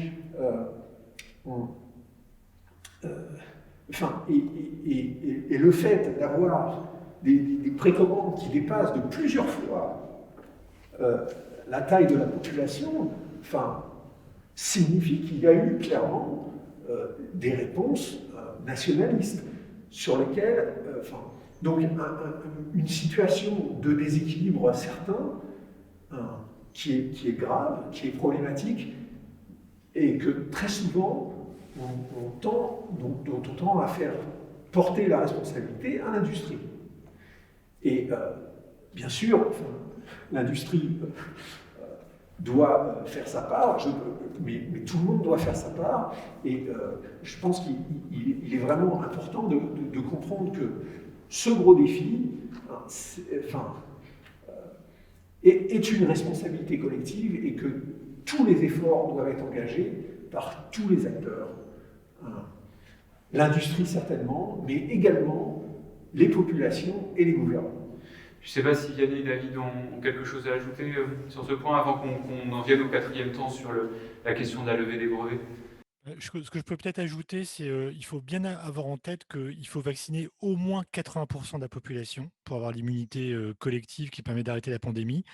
Donc ça veut dire, vous voyez, on est à 4 ou 5 milliards d'êtres humains à vacciner et il ne faut pas oublier non plus qu'il va falloir les revacciner. C'est-à-dire qu'en fait, pour le moment, ces vaccinations vont devoir être faites peut-être une fois par an.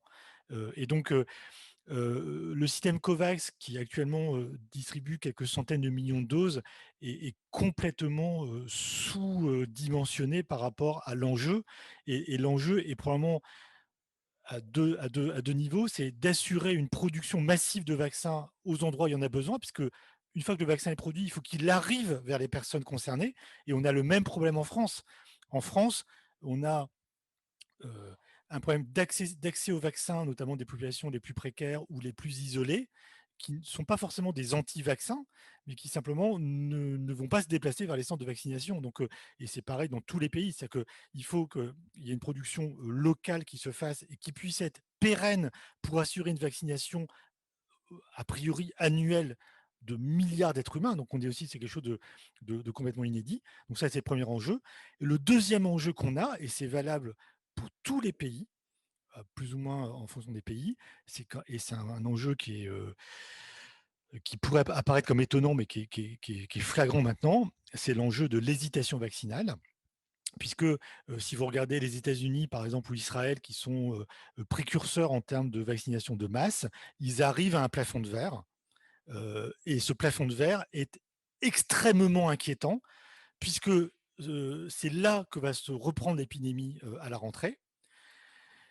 Et comme par hasard, je dirais, les 20 ou 30% de réfractaires à la vaccination sont soit des personnes isolées ou des personnes qui sont convaincues, qui sont anti-vaccins, on va dire.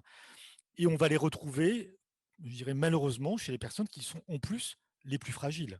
C'est-à-dire que l'hésitation vaccinale est beaucoup plus fréquente dans les catégories socio-économiques plus faibles par rapport aux catégories socio-économiques plus. Donc non seulement ils vont se manger la prochaine vague de manière violente par rapport je dirais, aux classes supérieures qui, elles, sont vaccinées. Et en plus, comme vous l'avez très bien dit, ils vont faire le lit de la prochaine vague avec des nouveaux variants qui, cette fois-ci, va reconcerner l'ensemble de la population puisque les vaccins seront moins efficaces sur ces nouveaux variants. On le sait, c'est prévu. D'accord. Et donc, il y a les trois enjeux mortifères qui sont devant nous. J'utilise le terme parce qu'il y a quand même une véritable inquiétude qu'il faut exprimer. C'est l'incapacité qu'on aurait au niveau mondial à vacciner les personnes, l'hésitation vaccinale qui ferait le lit des futurs mutants et donc les futurs mutants. Et donc, si on veut s'en sortir, il faut produire en masse.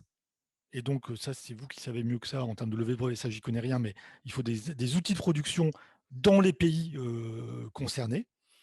Et il faut lutter contre l'hésitation vaccinale par tous les moyens de réinformation et d'aller vers les populations qui ont besoin d'être vaccinées et non pas d'attendre que ces populations viennent vers les centres de vaccination puisqu'on sait que ça ne marche pas. Donc voilà. Donc il y a tous ces enjeux-là. Sinon, on ne s'en sortira pas ou alors on s'en sortira pas tout de suite. Ou avec des conséquences très graves sur le plan sanitaire et pour ce que je connais, et économique et social comme ce que vous connaissez.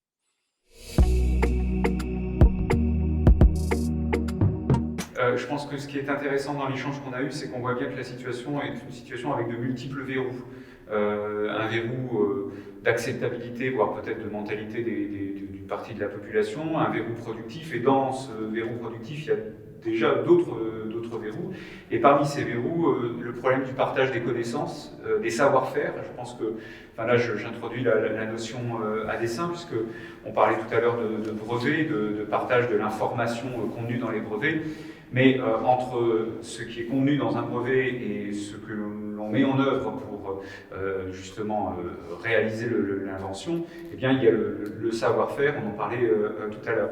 Alors, on sait bien depuis plusieurs mois, même il y a près d'1 an, que l'Organisation mondiale de la santé avait demandé à ce que l'initiative soit prise en matière de suspension, et on faudra peut-être rentrer dans le détail de certains droits de propriété intellectuelle pour permettre justement d'accélérer la production de vaccins. Alors là, je vais pouvoir m'offrir le luxe quand même de faire une petite perspective historique pour rappeler quand même que ce que nous appelons propriété intellectuelle n'a pas toujours été considérée comme une propriété, et qu'elle ne l'est pas d'ailleurs peut-être encore aujourd'hui. Il y a des débats théoriques assez importants là-dessus, et qu'au cours de l'histoire, eh bien, il est arrivé que les pays suspendent les droits de propriété intellectuelle. Ça s'est passé pendant la Première Guerre mondiale aux États-Unis, lorsque le gouvernement américain a suspendu les brevets détenus par des ressortissants allemands. Ça s'est passé pendant la Deuxième Guerre mondiale, et ça s'est aussi passé par la suite lorsque certains pays, pour des questions de défense nationale, ont besoin de suspendre certains brevets d'invention. Et c'est justement en faisant référence à cette histoire que certaines initiatives sont présentées pour suspendre les droits, mais là aussi il y a une diversité. Je pense que ce serait peut-être bien qu'on ait un petit temps de présentation des différentes modes de suspension qui sont proposés, parce que déjà dans les accords internationaux sur la propriété intellectuelle, les fameux ADPIC ou TRIPS, certaines mesures sont prévues, des licences obligatoires par exemple. Certains spécialistes se sont prononcés pour la création de pools de brevets, qui fait écho à des réalités historiques. En 1915, le gouvernement américain crée un pool, oblige les industriels de l'aéronautique à créer un pool de brevets justement pour permettre l'accélération de la production aéronautique aux États-Unis.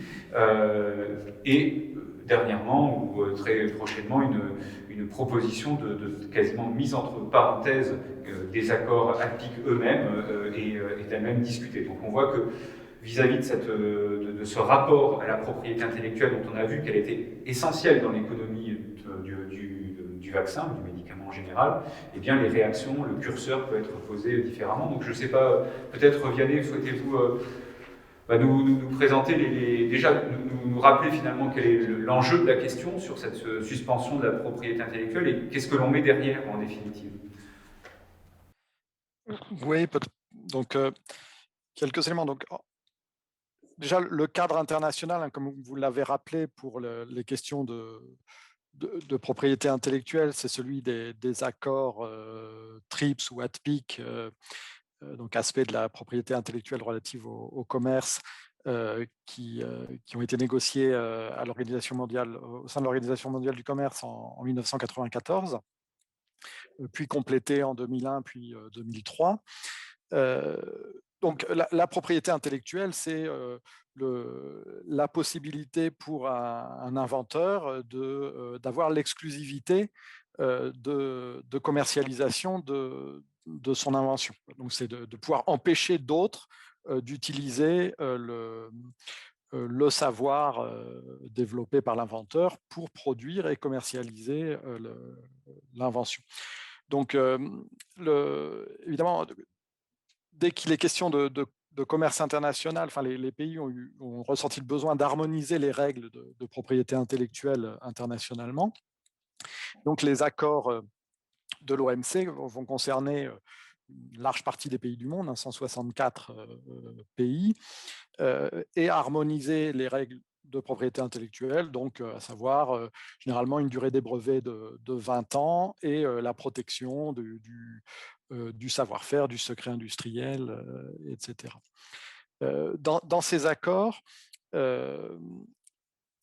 est déjà pris en compte la possibilité de situations d'urgence, et notamment alors soit liées à la sécurité nationale, soit liées à la sécurité sanitaire. Et donc à travers le système de licence obligatoire. Donc la licence obligatoire, c'est l'État, le gouvernement, qui va pouvoir octroyer, donc passer outre le droit de propriété de l'industriel et octroyer la licence automatiquement à un autre industriel pour que celui-ci produise, donc sans payer de royalties, enfin sans avoir à en rendre compte aux détenteurs de la propriété intellectuelle. Donc, ce que précise l'accord ATPIC, c'est que en situation d'urgence sanitaire ou nationale, ces licences obligatoires peuvent être octroyées par les États sans en avoir discuté au préalable avec le détenteur du brevet, du droit de propriété intellectuelle. Alors ça ne résout pas complètement on va dire la problématique de production de médicaments, notamment dans un certain nombre de pays en développement, parce que au départ, cette disposition des licences obligatoires précisait que la production ainsi faite devait être prioritairement ou quasiment exclusivement réservée au marché national. Et donc, des pays qui n'ont pas de capacité de production ne pouvaient pas utiliser ce dispositif de licence obligatoire pour avoir accès à des médicaments à bas prix. Et donc, depuis 2003, par contre, il y a donc eu un amendement à ça pour faciliter les exportations et donc permettre à un pays de faire appel à un génériqueur en dehors de son territoire national pour produire avec une licence obligatoire des médicaments et ensuite les réexporter vers le pays. Donc voilà en gros le cadre des dispositifs prévus par les accords ATPIC pour les licences obligatoires, et c'est des choses qui ont été exploitées notamment pour faire face au sida, enfin aux crises sanitaires liées au sida.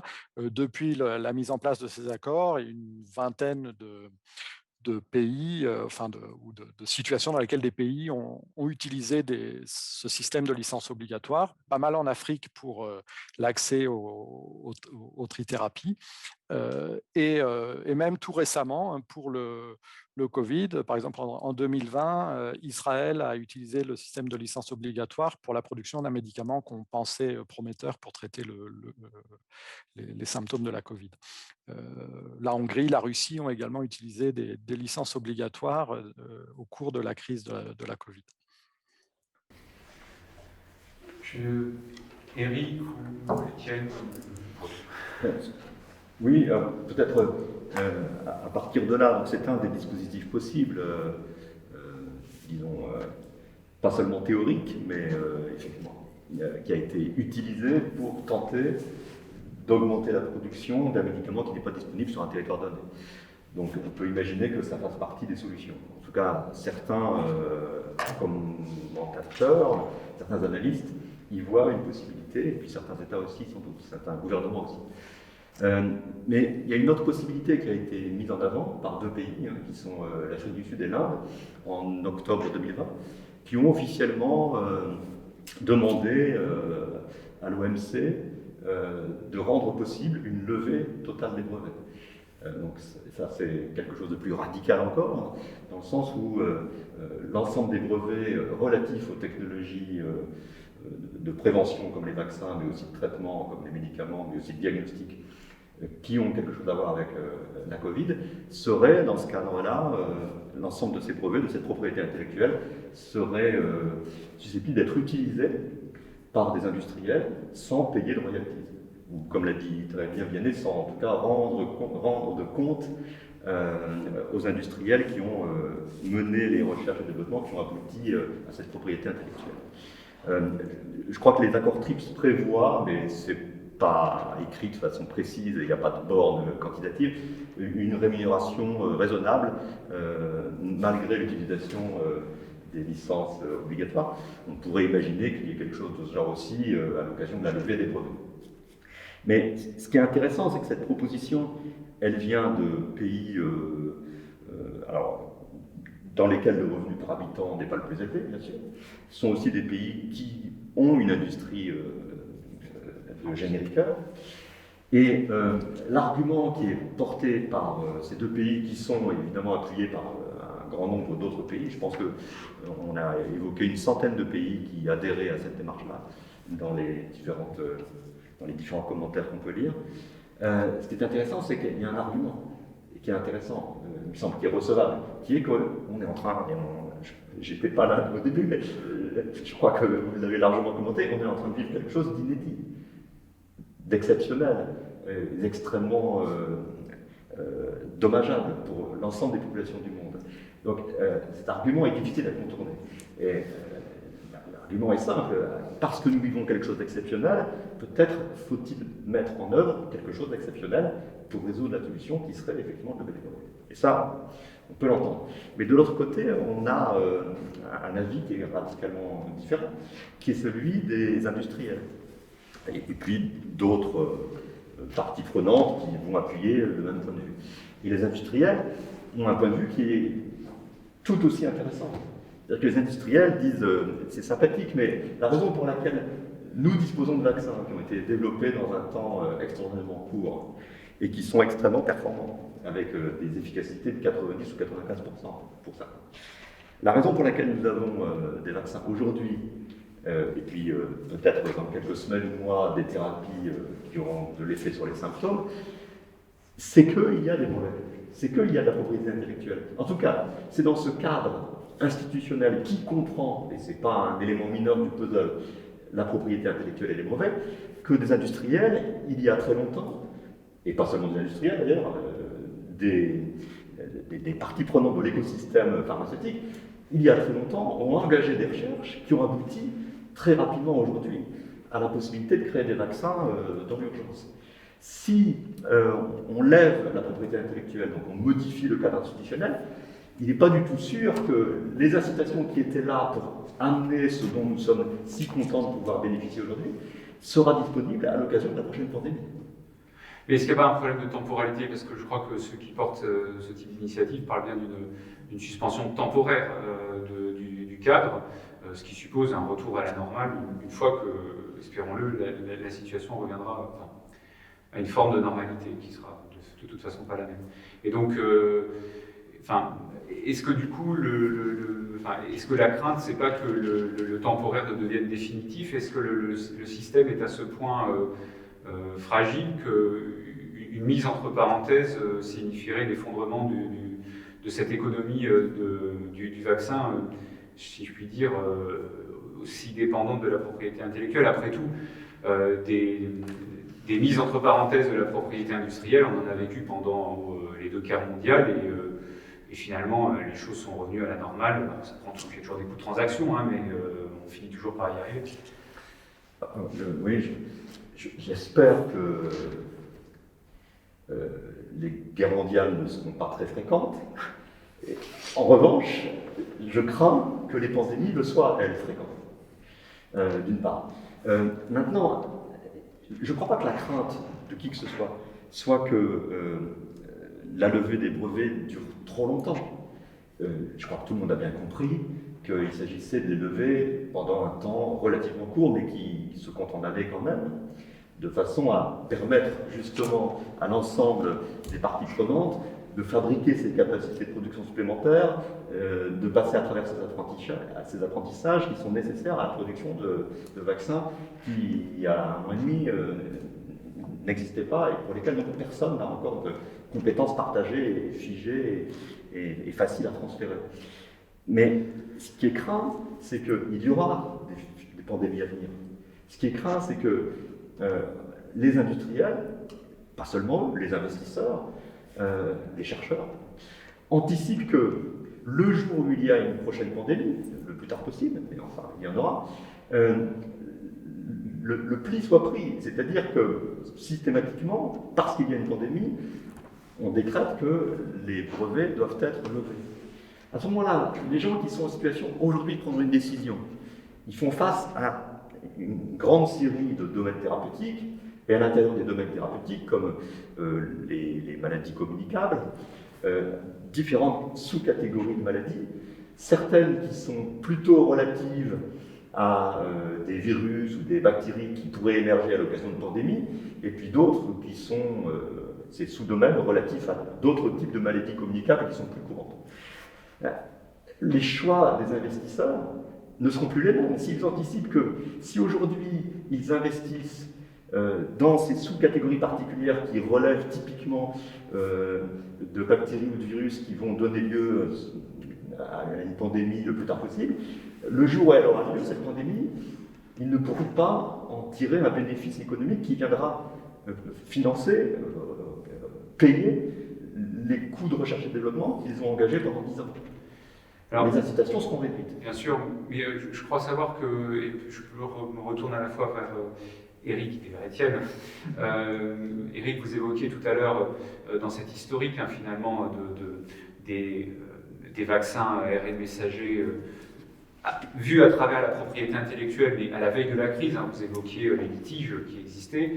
Je crois que l'un des arguments de ceux qui demandent la levée des brevets, voire des dispositions des ADPIC, c'est pour permettre à ces pays ou à ces producteurs de ces pays de pouvoir s'engager dans des productions sans vivre sous l'épée de Damoclès de litiges, de procès qui seraient faits par les détenteurs de brevets.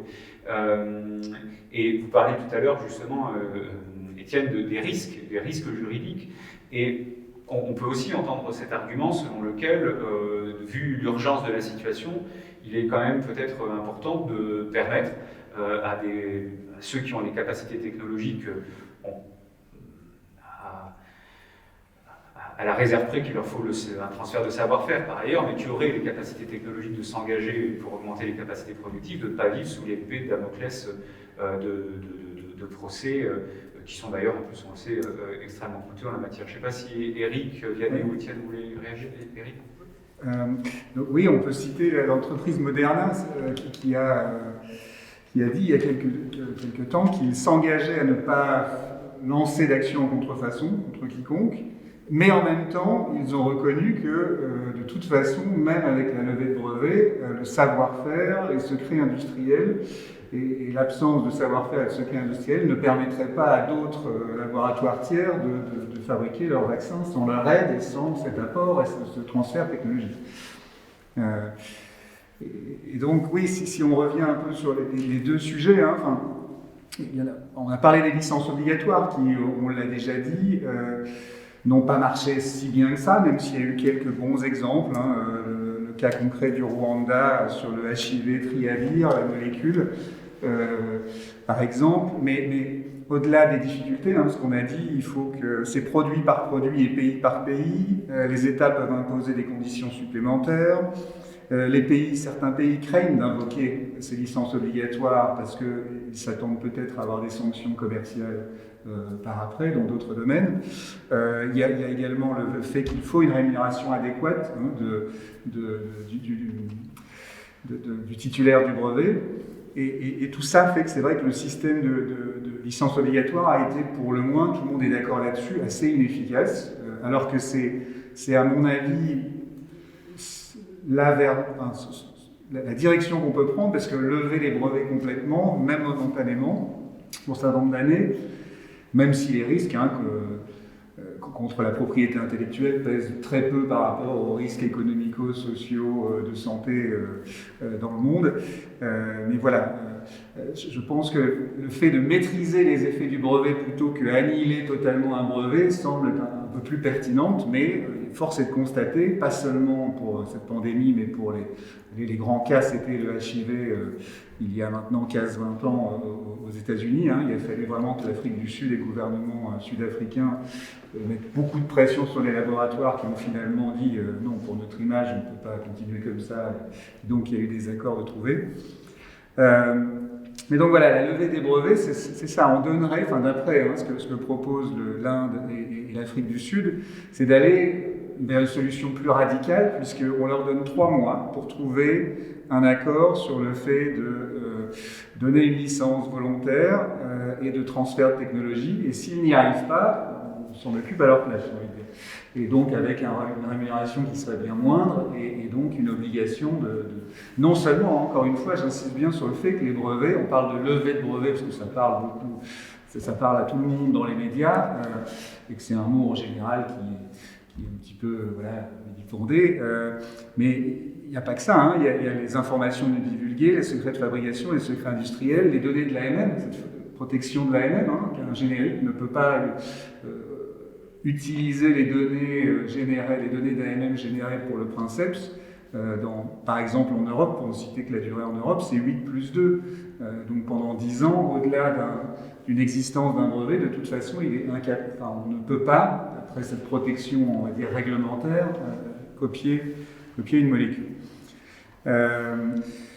Donc voilà, après, pour parler peut-être d'une troisième solution, qui est les pools de brevets, parce que c'est vrai que c'est intéressant, et on a dit un peu plus tôt que, notamment les vaccins ARN de Moderna et de Pfizer-BioNTech, on a bien vu qu'ils ont demandé des sous-licences d'un certain nombre de technologies, notamment sur les nanoparticules lipidiques qui appartenaient à des universités et à des startups. Donc ils ont déjà attaqué ces brevets et ils n'y sont pas parvenus pour tous, donc ils ont demandé des sous-licences eux-mêmes pour pouvoir lancer leurs produits. Et donc face à cette multitude, j'avais vu un article dans Nature qui montrait vraiment ce qu'on appelle une carte de litige et de transfert de technologie de licence. On voyait que les acteurs étaient multiples et très nombreux, et donc la notion de pool de brevets, comme ça existe en électronique, je ne sais pas si ce qu'on appelle les standard essential patents, donc les brevets essentiels à un standard, qui pourrait être un standard comme la prise USB, qui maintenant est devenu standard à tout le monde. Si Apple ou Huawei ou Nokia ont des brevets qui sont considérés comme essentiels à un standard, c'est-à-dire que si on utilise le standard, on est forcément contrefacteur de ces brevets-là. Et donc s'organisent par ce qu'on appelle des SSO dans l'électronique, des Standard Setting Organization, qui sont des grandes bases de données où tous ces acteurs économiques vont déclarer, alors c'est une autodéclaration, ça ne vaut pas validation de l'essentialité de leur brevet, mais ils vont déclarer par obligation tous leurs brevets qu'ils estiment essentiels. Et on pourrait imaginer, déjà pour avoir plus de transparence sur tous ces brevets, ces multitudes de brevets, et il y en a d'autres qui vont intervenir, peut-être, quand il va falloir gérer peut-être d'autres variants plus tard, il y a sans doute quelques autres brevets qui seront rajoutés, d'avoir au moins cette transparence et cette vision avec, un peu comme le font aussi les laboratoires pharmaceutiques aux États-Unis devant la FDA, ce qu'on appelle l'Orange Book, ils sont obligés de notifier tous les brevets qu'ils estiment protégeant encore des molécules, et ceci pour rendre possible la visibilité des génériqueurs et de savoir quand les brevets vont expirer et à quel moment ils vont pouvoir entrer sur le marché avec les différentes formes de la molécule. Et donc on pourrait imaginer ça au moins pour essayer d'améliorer les choses, et après ce pool est plus facile à organiser, c'est-à-dire qu'on évalue, alors ça a besoin de négociation, mais on évalue quelle est l'importance de chaque brevet par les différents titulaires majeurs de ces brevets-là. Et en fonction, pour les utiliser, toutes ces technologies qu'on a assemblées, on paye, quand on est des implémenteurs, comme on dit, on paye un certain royalties qui est évidemment en dessous des royalties qui sont en général déterminées et décidées dans le cadre d'une licence obligatoire, enfin non obligatoire justement, volontaire entre deux compagnies privées. Il y a Étienne, je vous en prie, Vianney. Non, je ne sais pas si Vianney souhaitait intervenir, mais sinon une chose que je voudrais peut-être souligner, c'est que en fait, pour aborder ces questions de propriété intellectuelle, il est peut-être intéressant en fait de retourner à l'image initiale et au contexte total, c'est-à-dire que je crois profondément que la solution est aussi à trouver à l'extérieur, enfin en prenant en compte l'extérieur de cette problématique technique. C'est-à-dire que d'une certaine manière, on aimerait tous pouvoir sauver le monde et on aimerait bien qu'il suffise d'inventer ce vaccin et puis en délivrer la recette à tout le monde et puis du coup sauver toute la planète. Mais un vaccin, c'est beaucoup plus qu'un brevet. Et c'est important de se rappeler de cet aspect. C'est toutes des choses que nous avons mentionnées, mais je pense que ça éclaire aussi le problème de la propriété intellectuelle. C'est-à-dire un vaccin, c'est aussi la possibilité qu'il arrive à des personnes, que ces personnes déjà, on parle de vaccination, mais il y a des gens qui n'ont pas de quoi boire de l'eau potable. Donc il y a encore aujourd'hui des centaines de milliers de personnes qui chaque année meurent parce qu'ils n'ont pas d'eau potable. Pourquoi je mentionne ça? Parce que c'est le problème de l'eau potable. On peut imaginer aussi toutes les conséquences pour traiter la pandémie, mais il y a aussi et j'insiste parce que il y a des vaccins qui font déjà partie du domaine public depuis des années et qui font encore chaque année des centaines de milliers de victimes. C'est leur absence qui fait. C'est l'absence de vaccin. Non, le vaccin existe. Le brevet est connu, c'est déjà produit par plusieurs pays et sans que nous nous en sentions interpellés, il y a encore des centaines de milliers de personnes qui meurent chaque année. De la maladie. Qui pourrait être évitée par le vaccin. Qui pourrait être évitée par le vaccin, des vaccins qui datent des années. C'est-à-dire qu'on cite beaucoup la barrière de la propriété intellectuelle comme justement une barrière au vaccin. Mais il faut savoir que l'exemple qui est souvent mis de l'avant d'inventeurs de vaccins qui ont dit « je ne brevette pas », ces mêmes vaccins, 40 ans après, ils ne touchent pas encore des millions de personnes sur notre planète. Il y a donc la propriété intellectuelle, certes, il faut la prendre en compte, mais certainement elle n'est pas suffisante. Hein. Et pour reprendre aussi un autre aspect qui nous rapproche, pour retourner un peu sur le débat, mais donc le vaccin lui-même est un processus de production complexe qui comprend différentes phases. Or, aujourd'hui, on a aussi très concrètement sur le vaccin, la difficulté d'accès au vaccin, c'est aussi la chaîne du froid. Donc, quand on parle de lever des brevets, quand on parle de difficultés, c'est nos producteurs de la chaîne du froid. C'est aussi de ça dont on devrait parler. Quand on parle de collaboration, aujourd'hui, les barrières, c'est aussi le flaconnage. Donc tout simplement, le fait de mettre finalement les vaccins dans des récipients qui vont permettre de les apporter jusqu'aux malades. Or, pour ça, on n'a pas besoin de lever les brevets.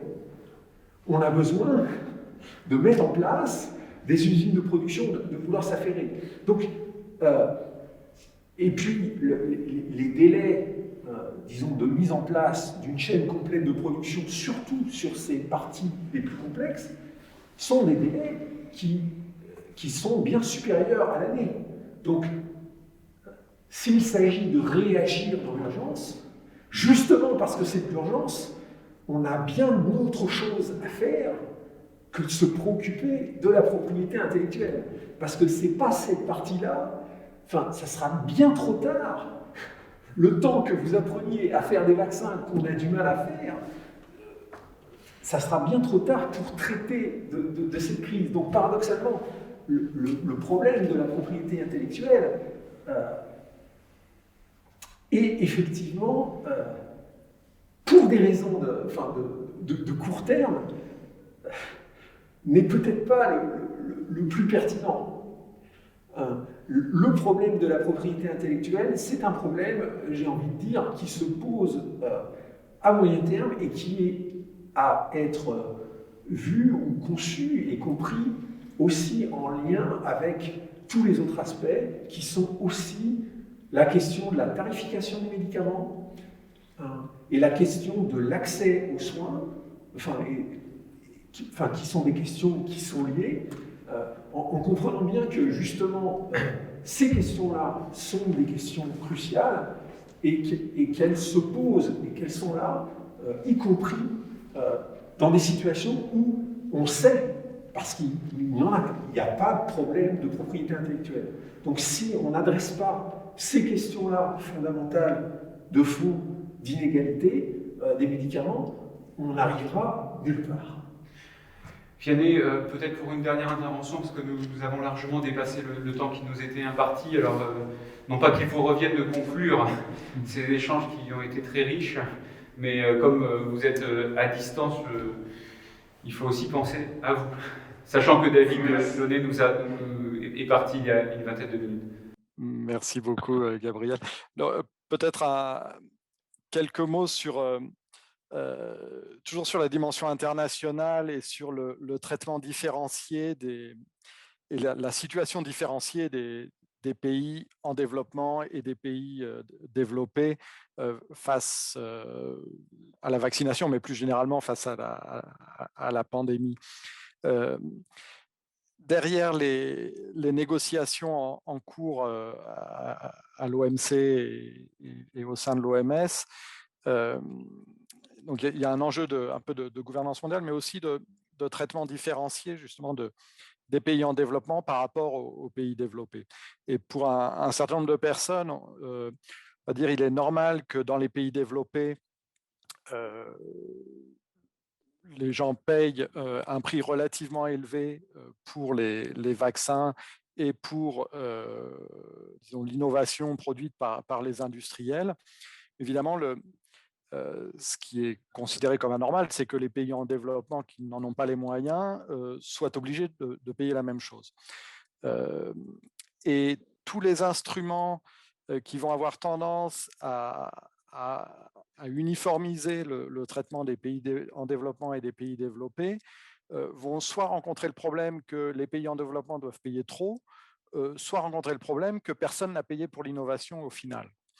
Et une des propriétés du Medicine Patent Pool que nous discutons dans notre article avec Bruno et Étienne, c'est justement d'avoir une couverture géographique bien précise qui est celle des pays en développement, et donc d'avoir un instrument qui ne concerne pas les pays développés, qui continue à respecter les droits de propriété intellectuelle et à payer des prix relativement élevés pour les vaccins et les traitements, mais par contre qui offre un traitement différencié pour les pays en développement. Bien, merci à tous les quatre. Je remercie aussi David Launay qui est parti. Je pense qu'il est temps de clore ces échanges. Je pense que ce qu'on a bien vu, c'est la complexité et la globalité de la crise qui appellera des solutions tout aussi fines, complexes et globales, et qui amène aussi sans doute une perspective, une globalité intellectuelle. Et je pense que c'est tout l'intérêt de cette invitation de la Covid Task Force de Lille, que d'avoir demandé des spécialistes d'économie, de droit et un historien de participer à cette table ronde. Donc je vous remercie tous. Merci pour cette Merci beaucoup. Merci.